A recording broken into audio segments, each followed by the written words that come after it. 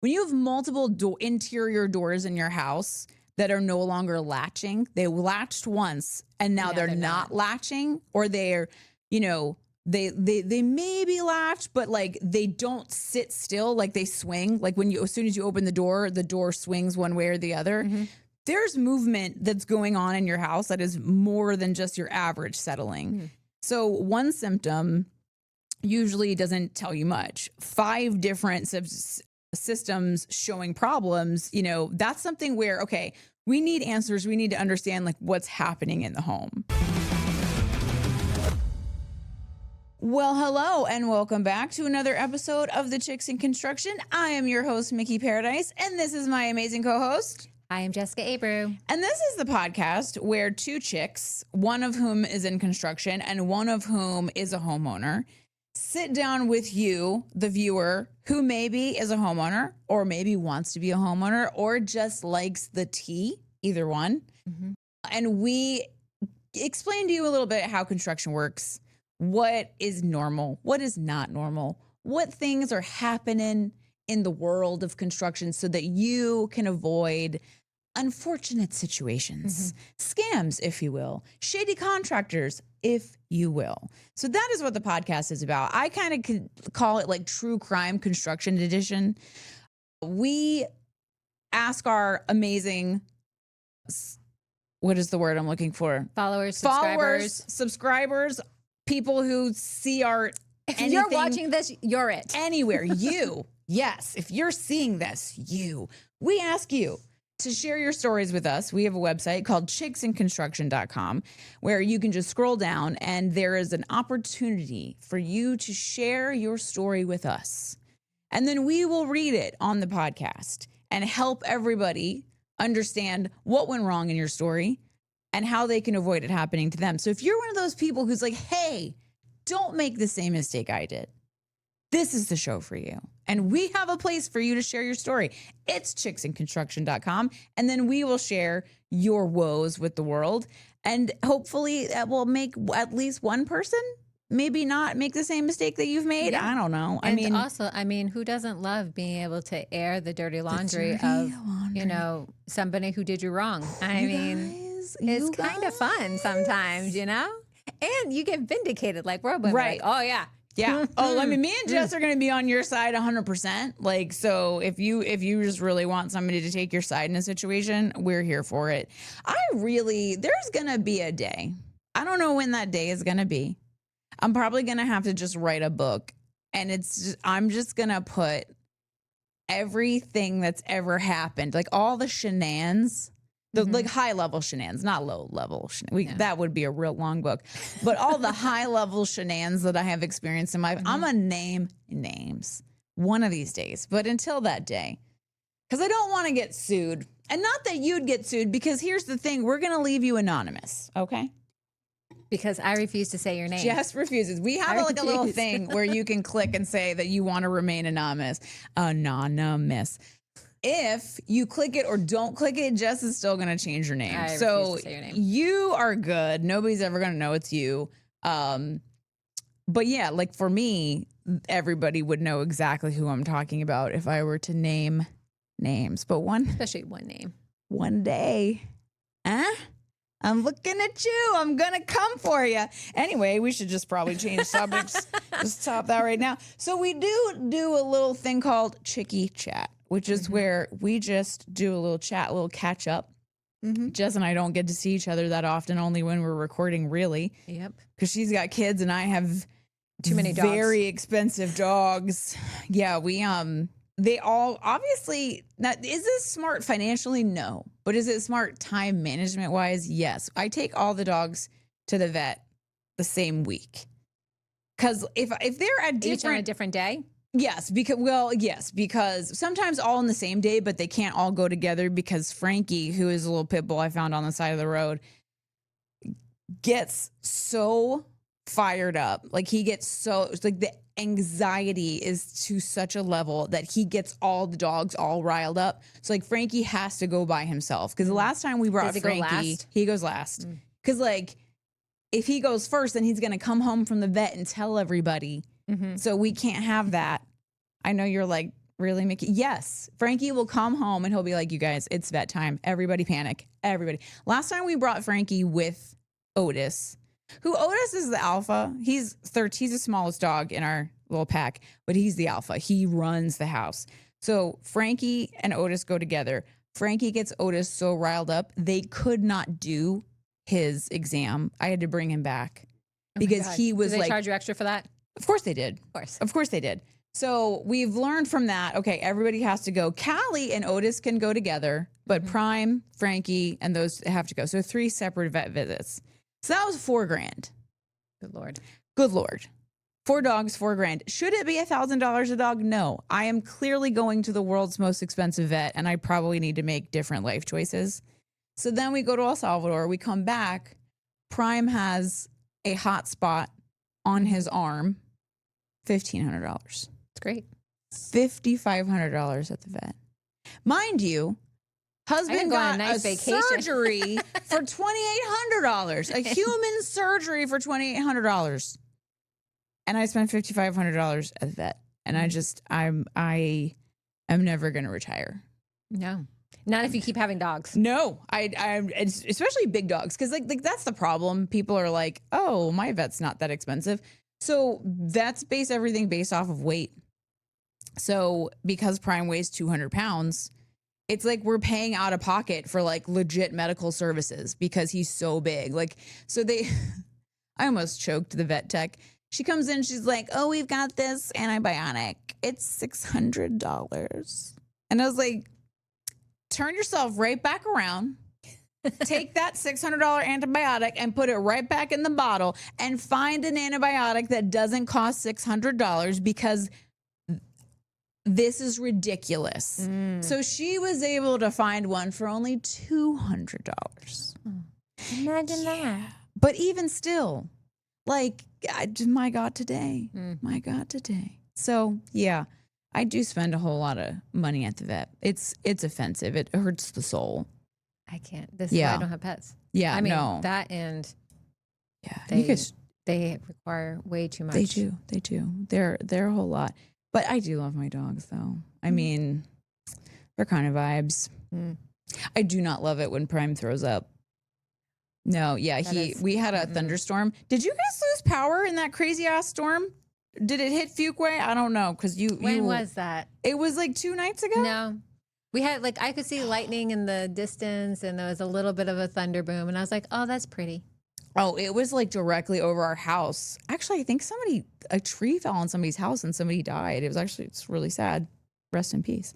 We lost power. So like it is going, like, it felt like we were in the middle of like some sort of like national disaster. And the house is shaking. The dogs are all freaking out. Prime gets so stressed out. He throws up. Of course he does. The power goes out. We didn't have power all night. So like it's hot as hell in our house. I was just like, oh my this is great. God. This is great. So I'm trying to clean Prime's vomit up with a flashlight in my hand. And I was like, I don't want to adult anymore. Oh God, that sounds terrible. It was not the best moment. It was not the best moment. Welcome to having 4 dogs, one of them being 200 pounds. And the biggest baby ever. And he is also the biggest baby ever. Like when we go to the vet, he tries to hide by getting under the chairs. Oh yeah, because if he can't see you, they can't see him. And so all that fits under the chair is actually his head. Like none of his body fits under the chair. But like once he gets his head under, he's like, all right, whew. Safe. Nobody can see me. Thank God. And everybody wants to pet him. And he's like, oh my God, I'm going to have a panic attack. And I'm just like, please don't touch him. He'll die. And they're like, but he's so big. I'm like, it doesn't make sense. Don't try to make it make sense. Oh my gosh. It doesn't. I was running the other day, in a preserve, if you will. Fun. Yeah, on a path and whatever. And I stopped short because this woman had her dog off a leash, and I don't know what kind it was. It was, the back of it was like up to my hip. No way. And then its head was up higher. And I was like, You're stopped. Like, this is how I die. And the lady's just like walking, I'm like, you're going to take care of this or? Why isn't your dog on a leash? And she's like, oh, he's old. And I was like, oh, okay, so he's not going to come near me when I run by. And she just starts laughing. And I was like, it's not funny. Like, I don't want to be chased by a dog. I Yeah. don't like big dogs. I was attacked by, when I was, it was my freshman year of high school. I was running and I was in Boston. So like this should teach you to stop running, Jess. I know. Really? It's my fault. I'm the problem. Obviously, it's me. this is Jess's fault. And a person didn't have their dog on a leash and it saw me running. And it came and it just bit the it bit your butt. It bit my back of my leg. It didn't get all the way up to my butt, but it bit the back of my leg and it clawed at my and it hurt. I mean, yeah. But yeah.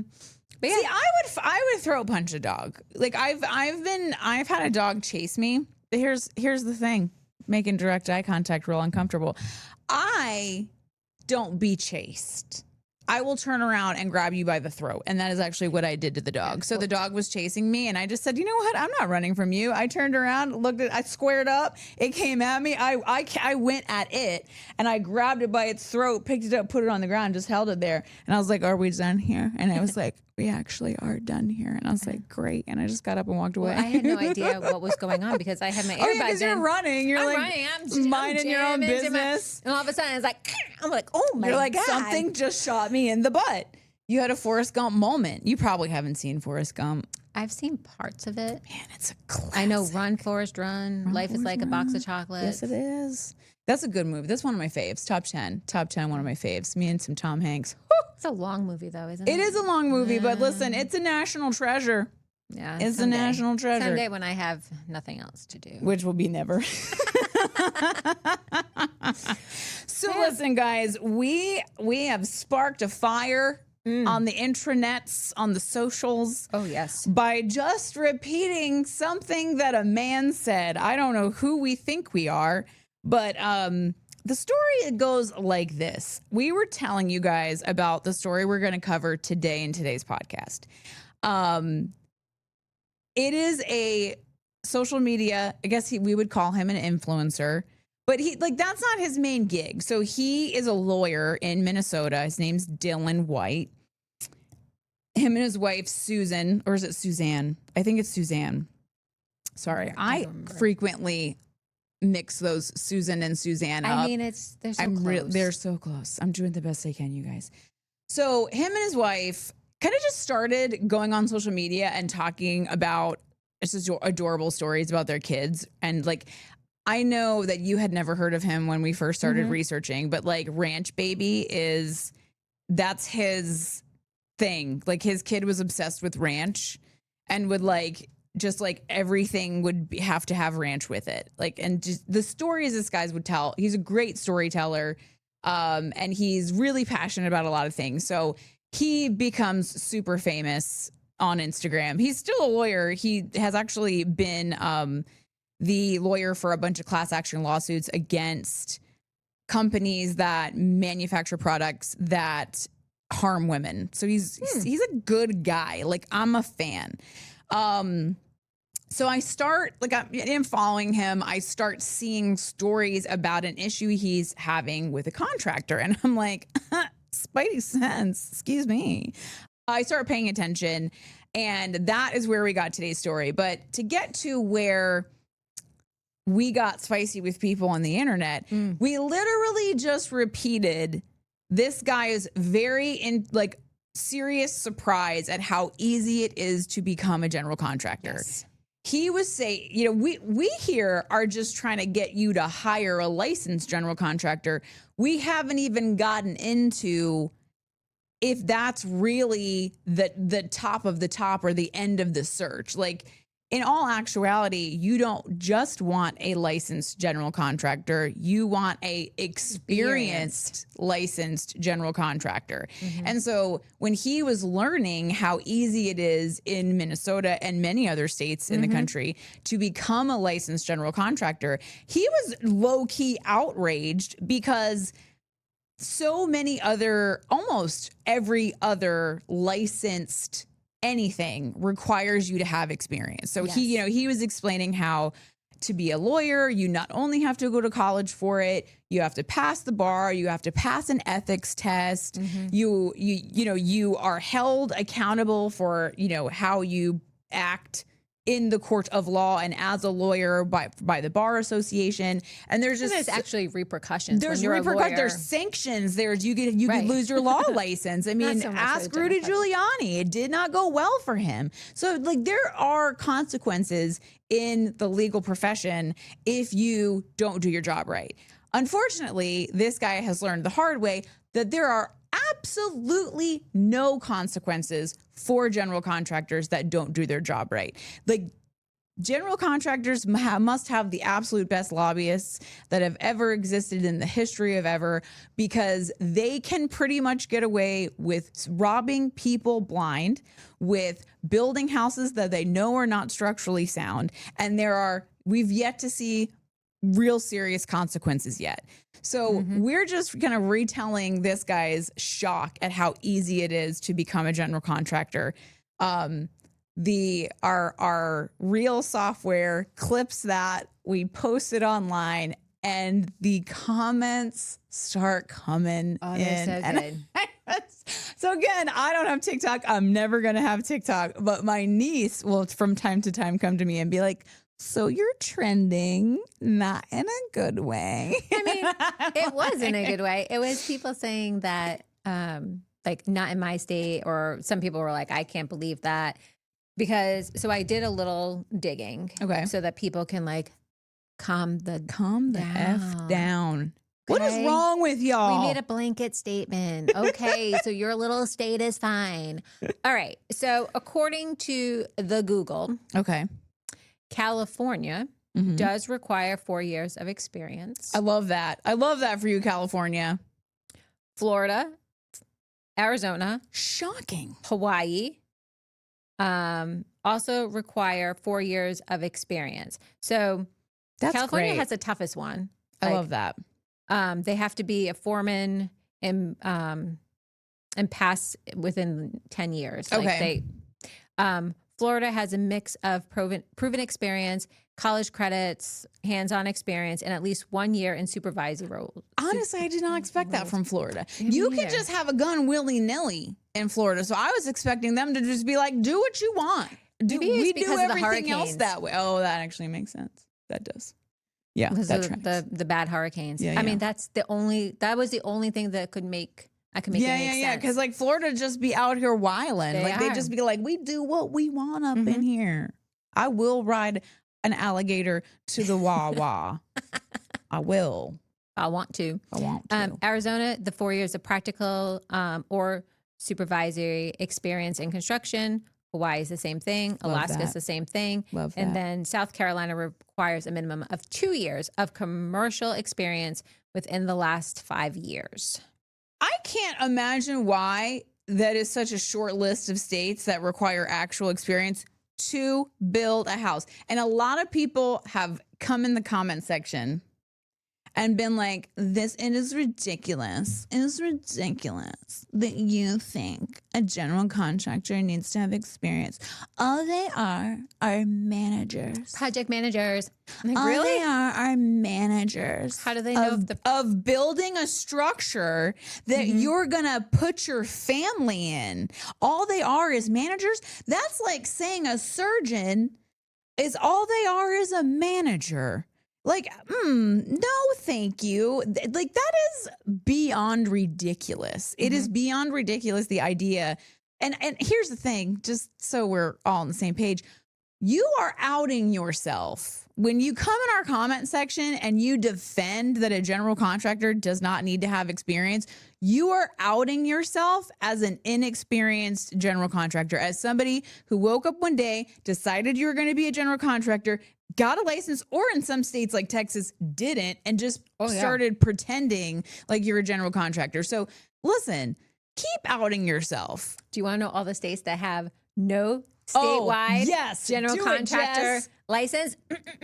In alphabetical order. I love this. Colorado, Idaho, Illinois, Indiana, Kansas, Kentucky, Maine, Missouri, Nebraska, New Hampshire, New York, Ohio, Oklahoma, Pennsylvania, South Dakota, Texas, Vermont, and Wyoming. No licensing requirements? States with no statewide general contractor license. What? According to the Google. Oh my God. It's right there on Google. Holy crap. That's 17. No. Wow. I just thought it was Texas. No. Wow. 17 of them. So, okay. Like that. How is Now, that a thing? they could require other things, it says. Colorado surprises me because that seems like we've had a story from there once that it ended badly, but in the story, their like licensing board, I thought, had a thing where all the general contractors came together and fixed the problem for free. Maybe I'm not remembering that correctly, but wow, that's so surprising. Yeah. Huh. Yeah. So, yeah, listen, guys, I don't know if you just think that if it is your thought that a general contractor doesn't need to know anything, like all they need to do is to be able to manage people. We just don't agree. Agree to disagree. We don't agree. Like, as someone who's been in construction for 21 years and has my general contracting license, I still would not go out and build a house by myself, like on my own. Like, if I were to, venture into home building, I would work with someone who has built a house before. Because yes, while I know enough to have a license and I know everything there is about drywall and paint, I don't know everything there is about foundations and structure and load bearing and like all of the things that genuinely matter in order to build a safe, long-standing home. I know that I don't know those things. So no, I would not just get my general contractor's license, which I did, and build a house, which I have not done, because it's just not, it's not okay. You want to make sure that you're never the first one, the first client. Yeah. Like, yeah, That's it's not- just like, not- that's not absolutely happening. not. Like, I would, even in what we do, so we specialize in multifamily new construction. In the state of North Carolina, if you want to build, like, let's say you want to build a multifamily structure and your company has never built a multifamily structure, you have to work with a company that has. Well, So that's like, good. yeah, like we worked with for this one guy and he only built homes, but he wanted to build a senior building. So he had to work with a company that had that's what they do. Because the difference between even in building a home to building a commercial building is night and literal day. So it's just wild to me that there exists in the world people that think it's perfectly okay to not have a clue what you're doing. Well, you know what was going to happen is And that build houses. those people that think that the general contractors aren't anything, that they're just, They're project managers, they're project and managers. that's why I hire a licensed electrician. Good. But they're the people who are going to end up writing in, telling us a horror story because their general contractor was crap. Right. Like, I will say somebody made a pretty spicy comment, which like, it actually was a good comment. It didn't need to be so spicy, about how that's why you work with really good architects. It's a really good point. Architects can be that buffer for you between a general contractor that's not doing things right and like getting screwed over. Like, but not every project requires an architect. Right. So like, also that's a huge expense. So like, yeah, when you're building a custom home, yes, an architect is an amazing thing to have because they have licensing, much like a lawyer, where they're held accountable. Like there are consequences for them doing things wrong. So yes, like an architect is a great buffer between a general contractor and a homeowner. But again, if you're doing renovating your kitchen, you're not using an architect. I mean, if you are, that's a hell of a kitchen renovation. And also congratulations on the copious amounts of money that you have in your bank account, like really I tip my hat. But so, yeah, there's that. So architects are great. But again, finances, not everybody has access to that. So today we're going to talk about this story, about So this episode is called The $1.2 Million Nightmare, What Every Homeowner Can Learn from the Dylan White Lawsuit. So one thing that we have to be very clear about, because as I was writing this script, it came up again and again and again. This is ongoing litigation. So everything in this story is alleged. None of it has been proven. And everything that Dylan White is accusing his builder of doing, the builder has said that is not true, that is not accurate. So just, for legal purposes, yeah. We are not saying any one side is true or not true. We are just reporting to you the facts of what we have found in the newspaper. So there's multiple sources on this. Some of it is coming directly from Dylan White, but there was also an article in I think it's the Star Tribune, which I think is the Massachusetts, or not Massachusetts, the Michigan, Minnesota, one of the newspapers in Minnesota. One of those M states.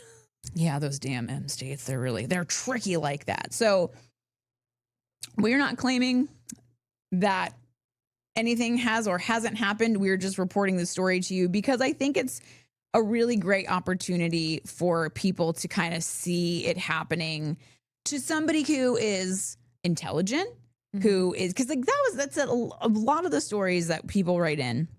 They feel really stupid. They feel like, how did this happen to me? How did I not see the signs? How did I end up in this situation? I'm a smart person. Like, we had this one person that wrote in that was like, I own my own business. I negotiate multi-million-dollar contracts. How is it that this happened to me? And the point is, this happens to literally anybody, and like, this could happen to anybody. It has happened. You don't know what you don't know. Right, you don't know what you don't know. This guy's a lawyer, but he doesn't do construction law, so he doesn't know how construction works. So when he kind of found himself in this situation and started to realize that everything was off, that's when he started kind of documenting the story.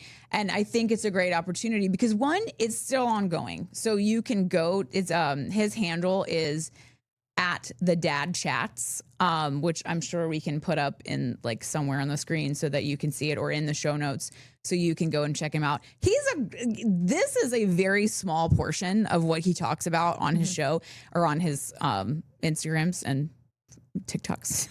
I know it's not called Instagrams, but it's fun to put the S. I also call it the Facebook because it's fun. Anyway, so very little of this is he talking about it frequently. He tells great stories about his kids, and it's a lot of fun. I'm surprising that I follow it and you don't, since I have dogs and you actually have human kids all the time. I have you're stories. Like, I don't need anybody else's stories. I have my own. It's like, sorry, I don't feel bad for you. So yes, we want to be very clear that everything that we're saying is alleged, that there are claims that, there's a lawsuit ongoing. So a lot of what we're talking about is referenced from the lawsuit. It's referenced from the news articles, and then from the Dad Chats himself. So here's the script. Dun, dun, dun. Imagine finally getting the keys to your dream home. Not just any house, a custom built home. Over $1 million. It was $1.2 million. Designed exactly the way you wanted it. Every cabinet, every light fixture, every finish. Built specifically for your family. Now imagine that less than a year later, your kids are jumping in a bounce house in the basement, which I think is a really important thing to note. Because when I think of a bounce house in the house, I'm like, well, that's funny. That's not where a bounce house goes. But I could see it in a basement. Like, it seems his kids little. Yeah, he's got ranging. So like a 2-year-old, a 4-year-old. So, but the little ones are the ones. Yeah, in the bounce probably house. yes. Yeah, we could put. So I think a bounce house in the basement tracks. But I think it's important to note that it was like on the lowest of floors. So your kids are jumping in a bounce house in the basement, and the floor you're standing on upstairs starts moving. Pictures began rattling, furniture was shaking, and your wife looks at you and says something isn't right. That wasn't a movie. According to public statements made by Minnesota content creator Dylan White, better known as at the Dad Chats, That's exactly what happened inside his family's newly constructed home. Today, we're going to break down what happened, what the lawsuit actually alleges, how the builder has responded, and most importantly, what every homeowner can learn before they build or renovate their own home. Mm-hmm. So we've already discussed that, all of these are allegations that we're, even what we're sharing from the lawsuit, it is not, there's not been a judgment. So just because it's already in the lawsuit doesn't mean we're saying this is true. We're just sharing with you what the allegations are. Yes, we're sharing the tea as we do. We're going to get into segment 1. Who is Dylan White? Who is Dylan White? If someone hasn't been following the story, who is Dylan White? So as we've discussed, Dylan White is a Minnesota content creator, goes by the Dad Chats on Instagram. I think he's also on TikTok. Him and his wife, Suzanne, built an audience by making funny videos about parenting, which they are really hilarious. He also is known for sitting in his car and drinking copious amounts of coffee, which I think also tracks for being a parent and especially having 4 kids. So they're not construction influencers. They're not home inspectors. They're just a family documenting life online, which is one reason why this story has exploded. Just because he has, I think on Instagram alone, he has 1.3 million followers, which I'm just so jealous. I could not be more jealous. Because the point is this could have happened to anyone. According to reporting by the Star Tribune, Dylan and Suzanne contracted with Michael Lee Homes, which I think is quite interesting, that now operating as, do you even know how to say this word? Kutenia Homes. So they've already changed the name of their company, which, listen, what that is first flag on the play. That's suspicious. If you didn't do nothing wrong, and I'm just saying this as a spectator, if you didn't do nothing wrong, how come you changed the name of your business? Because listen, I've been accused of a thing or two in my life. I've not changed the name of my business once because the things I was accused of, I didn't do. I'm just saying. It's like a lawyer. Well, one of the things that they'll tell you to do if you're going after somebody, if the business is shady, they're going to say bankrupt the business and make it a different name. Yeah. So, ta-da! I'm not saying, I'm just pointing out the facts. I think that's weird. That is weird. So now operating as whatever their new name, Homes, to build custom homes in Woodbury. I'm assuming that's Bury and it's Woodbury, Minnesota. The home reportedly cost approximately $1.2 million. Construction wrapped up, the family moved in, and they expected to finally enjoy the home they've spent years planning. Instead, within months, things started happening that they didn't expect. And this is what struck me immediately. If I spent over $1 million on a custom home, I expect perfection. Right.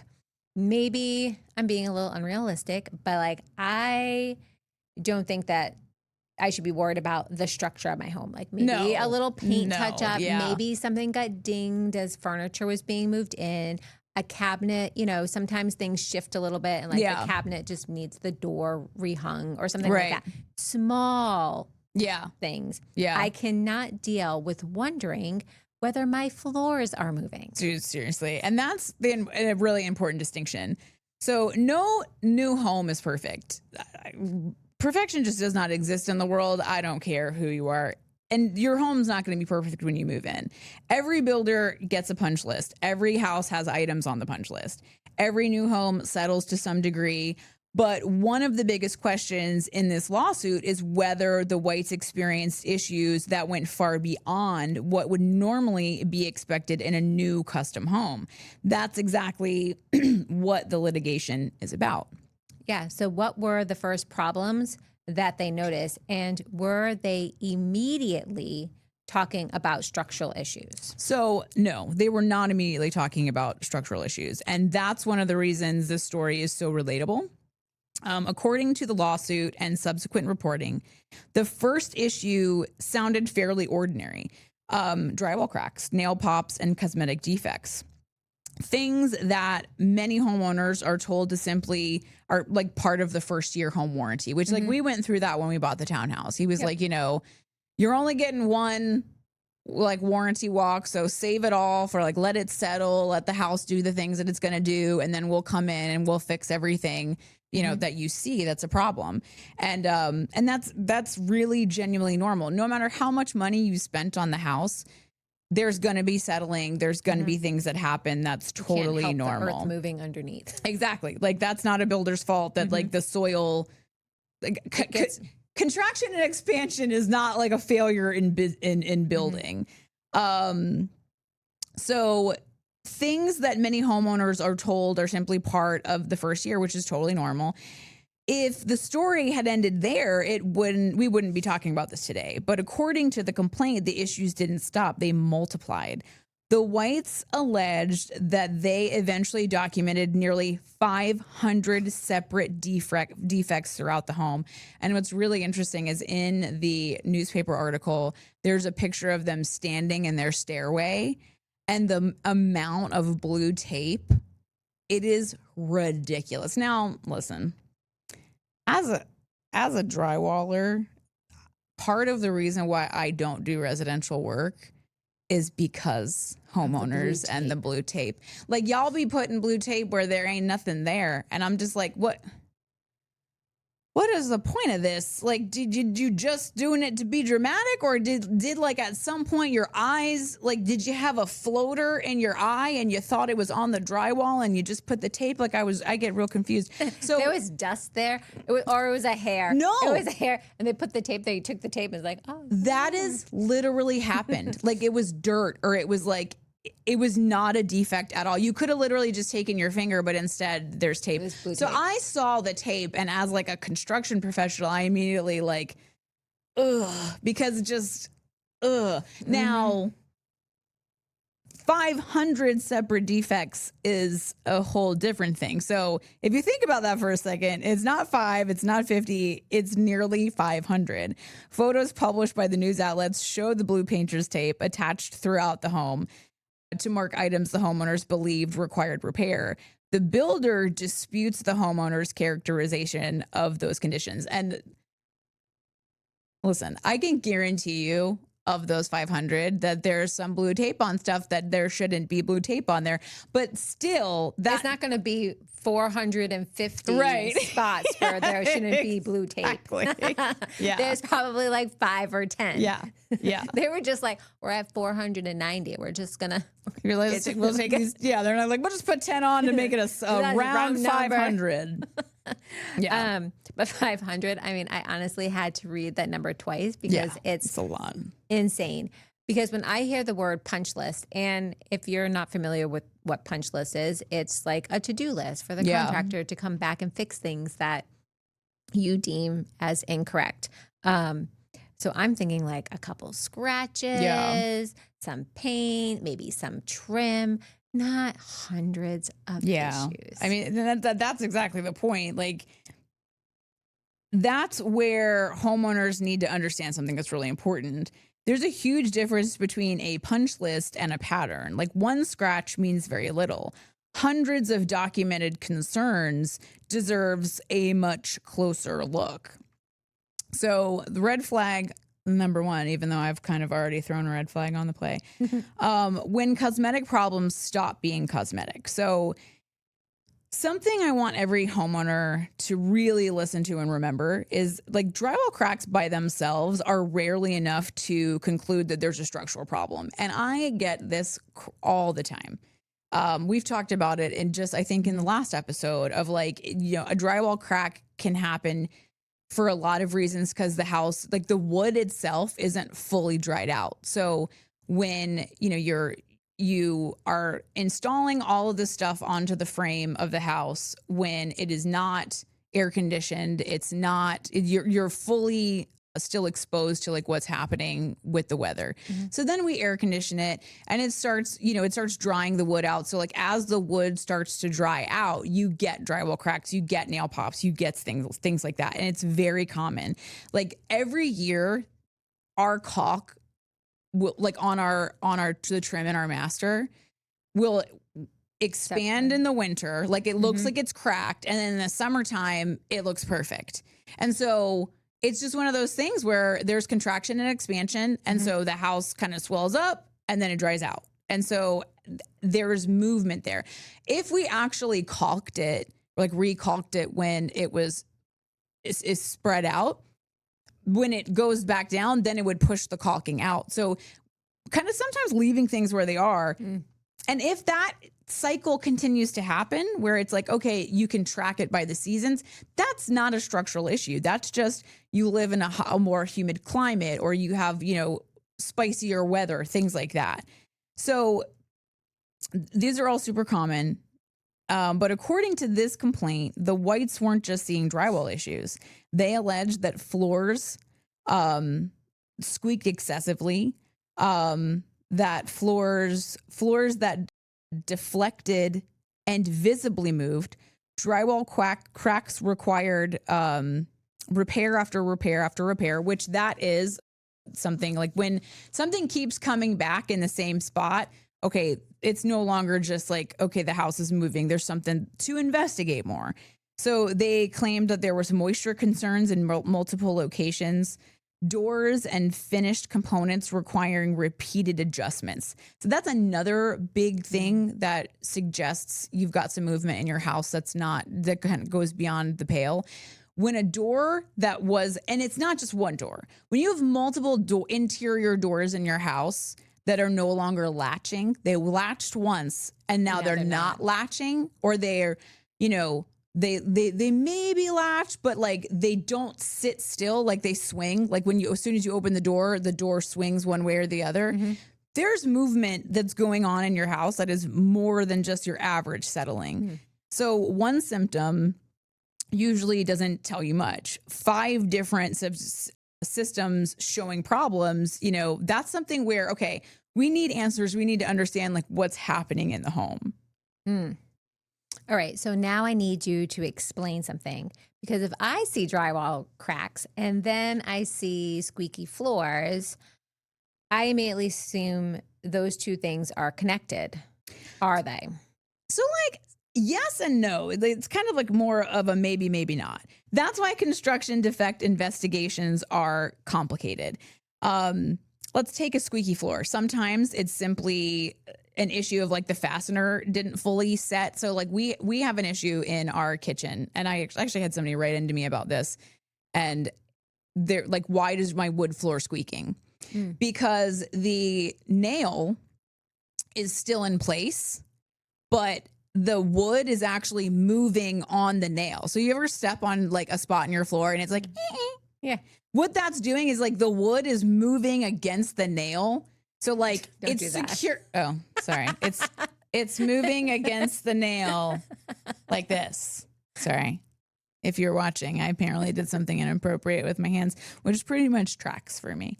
But so it's making that sound because the wood is touching up against the nail and it's moving, and it is then making the squeaky sound. So that doesn't mean that there's something major going on with your house.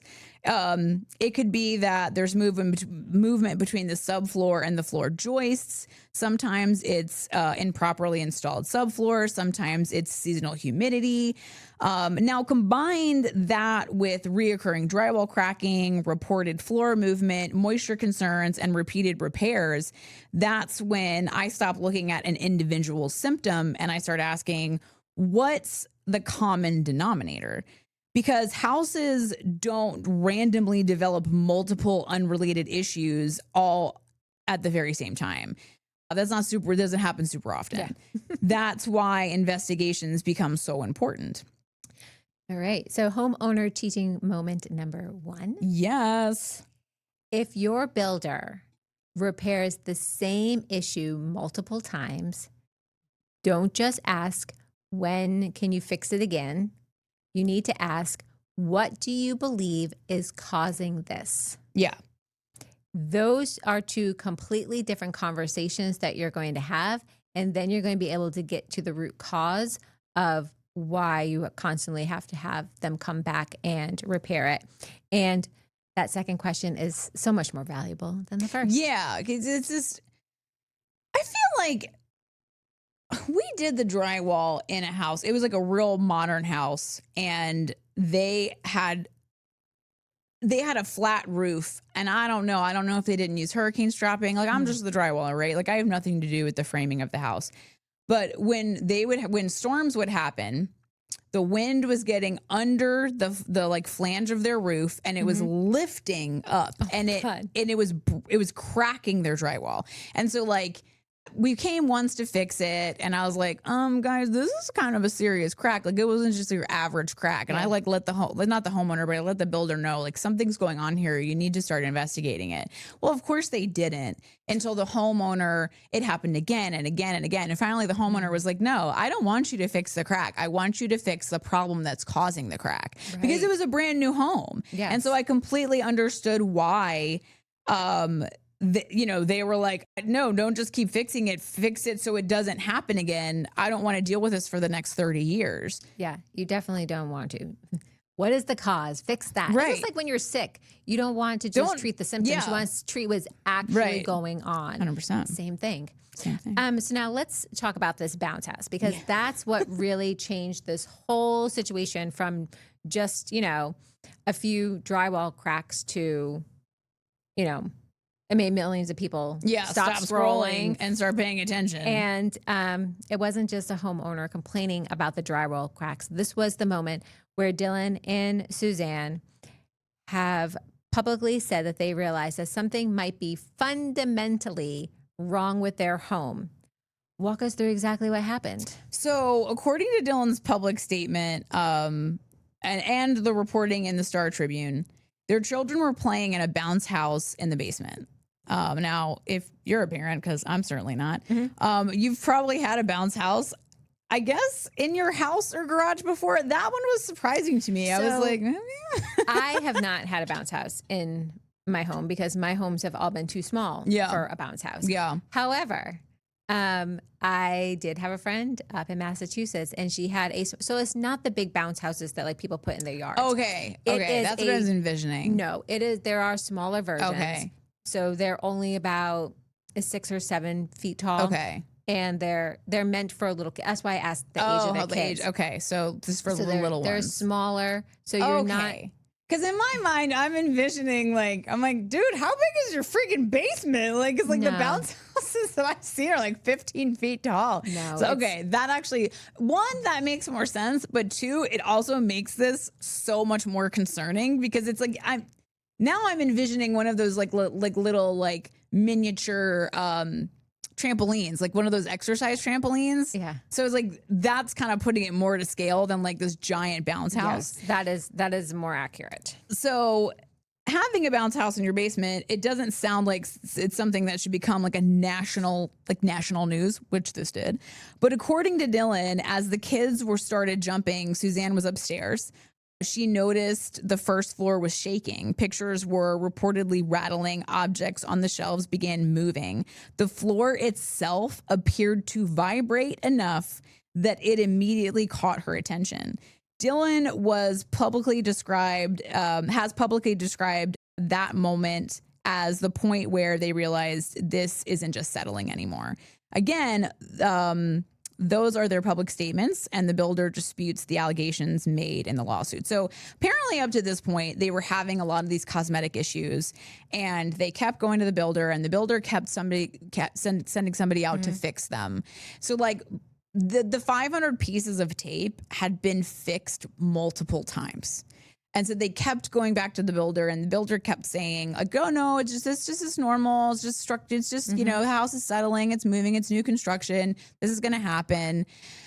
But then, they kind of stopped sending somebody out as quickly. They kind of started, treating it like, listen, we've done everything we can do. You're just going to have to live with it. And so these are the problem homeowners. Right. Like, you think you're famous. I don't think that, again, we don't know. I'm literally making that up.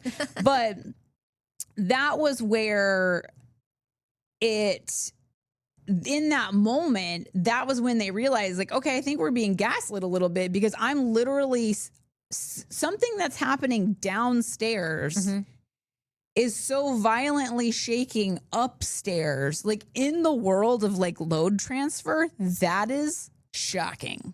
Yeah. Like if my kids were playing downstairs and the whole upstairs is first shaking? floor and second floor started shaking, I'm not going to be thinking, oh, this is probably normal. Right. No, I'm going to be thinking, let's get everybody outside because my house is not safe. No, I might be overreacting, but I don't think so.